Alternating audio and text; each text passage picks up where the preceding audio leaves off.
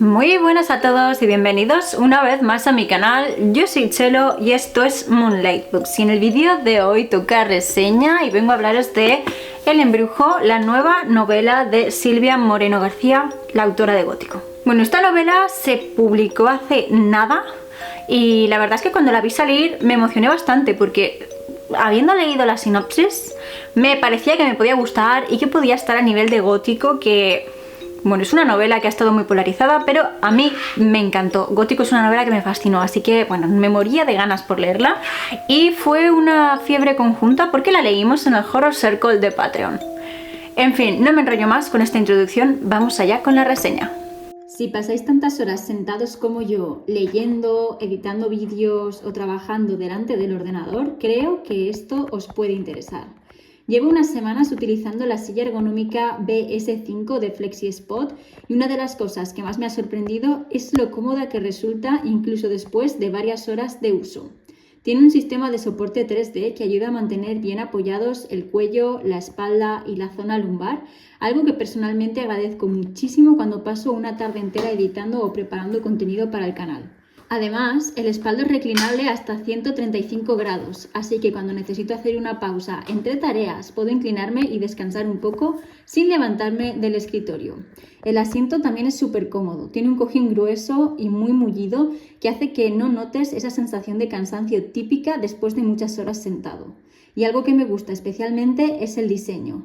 Ya sabéis que me importa bastante la estética de mi espacio de trabajo y agradezco que exista una silla ergonómica que no tenga el típico aspecto de oficina. Os dejo el enlace en la descripción por si queréis echarle un vistazo y aprovechar las ofertas que tiene ahora mismo FlexiSpot.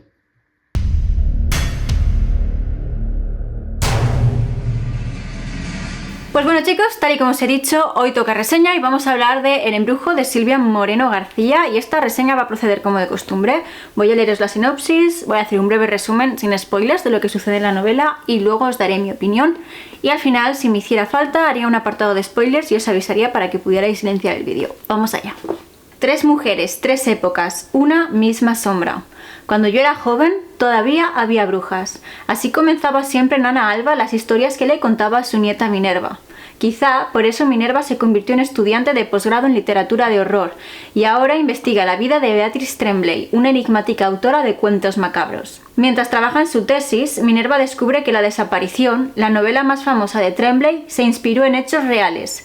Décadas atrás, durante la Gran Depresión, la escritora asistió a la misma universidad que ella y se obsesionó con su hermosa y sobrenatural compañera de habitación, quien desapareció bajo misteriosas circunstancias.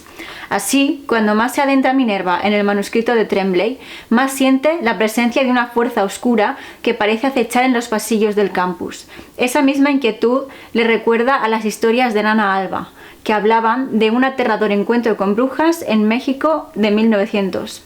Pronto Minerva sospecha que la sombra que oscureció las vidas de su abuela y de Tremblay ha llegado también hasta ella, en la Massachusetts de los años 90. Y aunque una carrera académica puede resultar agotadora, se vuelve mortal cuando la brujería entra en juego. Pues bueno, hay una cosa que ya os he dicho cuando leí esta sinopsis, obviamente me llamó muchísimo la atención. A mí me encantan las novelas de brujas y siempre lo digo, me da la sensación de que la fantasía nos ha robado a las brujas. Y aquí al fin parecía que teníamos una novela de brujas, de terror, con un poquito de Dark Academia, que es algo que también me encanta, así que yo estaba, bueno, por las nubes, de verdad, encantada con esto. Y con la sensación de que esta novela podía efectivamente alcanzar a Gótico. Debo deciros que no ha alcanzado a Gótico, pero me ha gustado muchísimo, así que aún así la recomiendo. Ay, ay, ay, mirad lo que tengo aquí, que nos viene perfecto a juego de esta novela. Eso, antes de empezar quería comentaros que hay un gatito. Lo siento muchísimo a todos, y que es un gatito naranja. Mayo se ha convertido en el mes de las novelas con crueldad animal hacia gatitos. Hacia gatitos naranjas. Lo llevo mal. Lo llevo muy mal. Ay, es que es súper dulce. Vale, bueno, como hemos leído en la sinopsis, esta novela tiene 3 líneas temporales. Hay 3 historias que se centran en 3 mujeres en 3 momentos diferentes de la historia. Tenemos a Minerva en 1998, Tenemos a Nana Alba, su abuela, en 1908, y tenemos a Beatrice Tremblay, la escritora sobre la que Minerva está haciendo su tesis, en 1934, ¿vale? Cada una de ellas tiene su historia, su propia historia con inicio, nudo, desenlace, en fin, una historia completa, que al final vamos a ver cómo entre todas ellas forman esta historia común que es el embrujo en sí. Yo diría que la historia central, la historia más importante es la de Minerva, que al final es la que... es gracias a la cual tenemos las otras dos historias, ¿vale? Minerva es esta chica que está en esta universidad con una beca, estudiando literatura de horror y está haciendo su tesis sobre Beatrice Tremblay. Ella está agobiadísima porque no avanza, porque hay poco material, en fin, típico estrés de estudiante de posgrado, que os lo voy a decir, a mí ella me sacaba un poco de quicio, porque... si dejas de perseguir gamusinos y te pones a trabajar, avanzarás en tu tesis. Si no trabajas, la tesis no avanza, es muy sencillo. En fin, pues bueno, ella va a ir investigando poco a poco, va a conseguir sacar información gracias a ciertos documentos que encuentra sobre Beatrice Tremblay, y es aquí cuando entramos en su línea temporal y cuando vamos viendo cómo ella, que estudió en esta misma universidad y estaba como en esta especie de colegio mayor de chicas, pues bueno, cómo era su vida allí con sus amigas y demás, y cómo una de ellas acabó desapareciendo, lo que la dejó profundamente marcada hasta el nivel de acabar dedicándole un libro. Mientras todo esto va pasando, Minerva no deja de pensar en las historias que su abuela, Nana Alba, le contaba, de cómo cuando ella era joven todavía había brujas, y nos cuenta esta historia que sucedió en su juventud.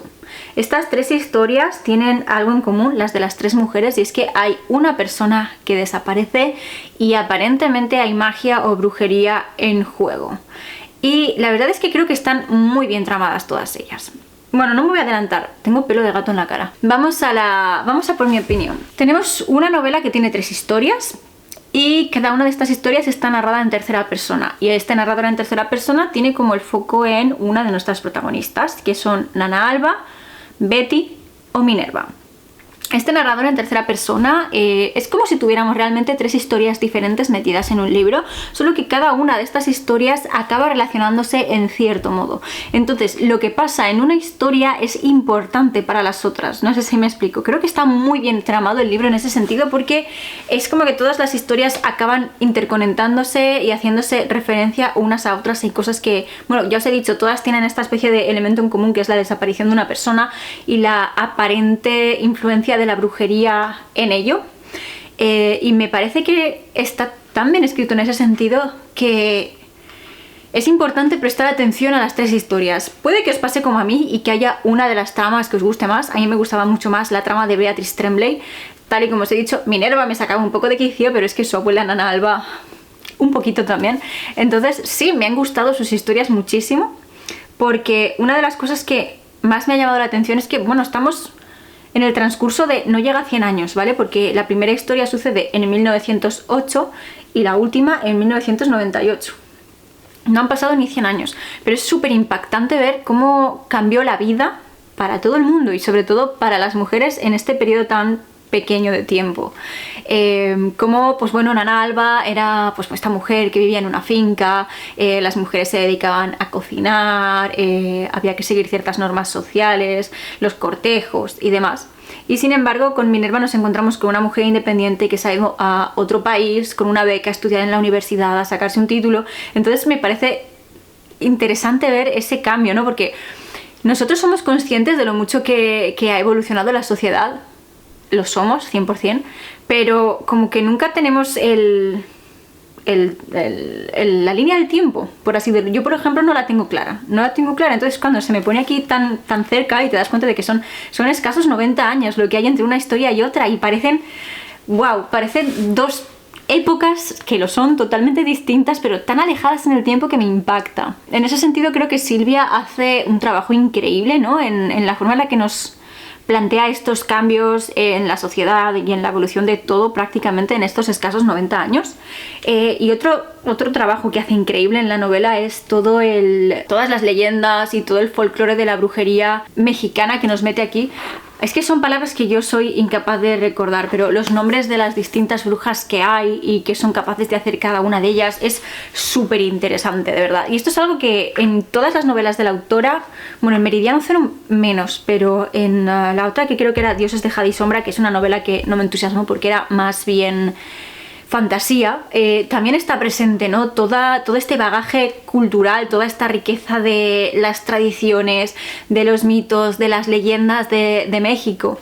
Está muy presente en su obra y hace que las novelas sean totalmente especiales, de verdad, o sea, es algo que me fascina. En fin, creo que me he dispersado muchísimo y estaba hablando del narrador. Pues eso, tenemos un narrador en tercera persona que se centra en cada una de las tres mujeres, en cada una de estas líneas de tiempo. Tal y como os he dicho, lo que pasa en cada línea de tiempo es exclusivo para esa línea de tiempo, pero es importante que prestemos atención porque muchas veces las cosas van a ir como fluyendo de una historia a otra, ¿no? Y eso es brillante, sinceramente. Como protagonistas tenemos en primer lugar a estas tres mujeres. Ya os he hablado un poco de Minerva, es una chica que está en la universidad, está sacando su trabajo final sobre Beatriz Tremblay y me sacaba un poco de quicio por eso que os he dicho. O sea, es como ella está estresadísima porque no encuentra material, porque está atascada, porque no le da tiempo, porque no tiene inspiración y al final está haciendo de todo. O sea, es la reina de la procrastinación. Se va a poner a investigar sobre otras personas, se va a poner a buscar gamusinos, que es lo que ella está buscando gamusinos. Se ha perdido buscando ranas en vez de trabajar y a mí eso es algo que me molesta. Me molesta mucho de ella. En esta línea de tiempo tenemos a otros personajes que son interesantes, como su amigo Hideo, que es otro de los alumnos que está becado, o como Caroline y Noah, que son, bueno, Noah es un estudiante y Caroline es una de las patronas de la universidad, de las señoras que pone pasta, que además este es uno de los personajes que fluye entre dos historias porque ella era estudiante cuando Betty era estudiante, eran amigas, ¿no? Es un personaje interesante, desde luego. En la historia de Betty tenemos a Caroline, que también sale, y tenemos a Ginny, que es la chica que desaparece, que es un personaje muy interesante, es uno de los personajes que más me ha gustado. Y luego tenemos la historia de Nana Alba, que obviamente aparece en la historia de Minerva, aunque ya sean los recuerdos porque la mujer ya ha muerto. Y en su historia tenemos a su hermano Tadeo, a Valentín y a su tío Arturo, que es uno de los personajes más odiosos de la novela. La cuestión es que me parece que en cuanto a los personajes, que sí están muy bien construidos, creo que la construcción de los personajes y la forma en la que la trama de cada una de las historias iba apuntando hace que la resolución a mí se me hizo muy predecible. O sea, desde antes de la mitad de la historia yo ya sabía quién iba a ser el malo o la mala en la historia de Alba, de Nana Alba, y el malo o la mala en la historia de Betty. Y acerté. La cuestión es que no sé si es por la forma en la que está escrito, es como que ella es una historia que se toma con calma, ¿vale? No va rápido, es una historia que se cuece a fuego lento, pero que al cocerse a fuego lento, la forma en la que está escrito, es como que se ha tomado mucho esfuerzo por elegir las palabras, ¿no?, con las que nos está contando la historia. Se hace como muy acogedora, muy calentita en el corazón. Y el hecho de que, siendo que es una historia de terror en la que pasan cosas terroríficas de verdad y en la que sí hay brujas de verdad y brujas terribles, el hecho de que sea predecible y de que esté contado de esta forma hace como que sea súper cozy, por así decirlo. Es que no sé si tiene sentido, pero es la sensación que a mí me dio, ¿vale? Entonces este hecho, sí, puede que la novela sea predecible, pero no sé, se me hizo reconfortante en ese sentido. En cuanto a la trama, no quiero desvelaros mucho porque, tal y como os he dicho, es predecible en ciertos sentidos, entonces no quiero arriesgarme a spoilear algo que, pues bueno, de todas formas lo vayáis a poder predecir. La cosa es que una de las cosas que más me ha gustado es cómo las tres historias, tal y como os he dicho, se interconexionan entre sí. Cómo hay personajes que forman parte de dos historias...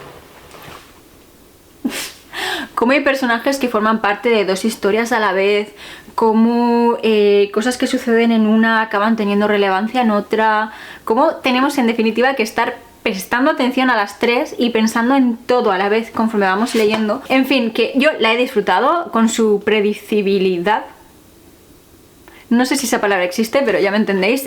Me ha resultado reconfortante, me ha gustado mucho. No sé si le voy a poner 3,5 estrellas o 4, ese es el nivel al que me ha gustado, pero no es todo al nivel de gótico. Aún así es una novela que recomiendo mucho, y sobre todo para los que busquéis historias de brujas y os cuesta encontrarlas, porque os comprendo, yo también he estado ahí. Pues bueno, esta es una muy buena recomendación.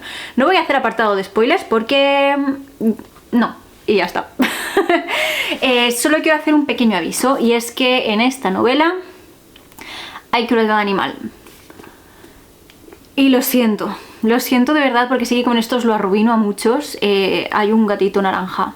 Y es cierto, si os sirve de consuelo, que en el prólogo se nos aligera un poco la carga de esto, ¿no? Pero aún así sigue siendo duro. Y no sé qué ha pasado este mayo, pero he leído muchas novelas en las que había crueldad animal. Todas hacia gatos. Y todas menos una hacia gatos naranjas. O sea, ya está bien, por favor, ya no puedo más.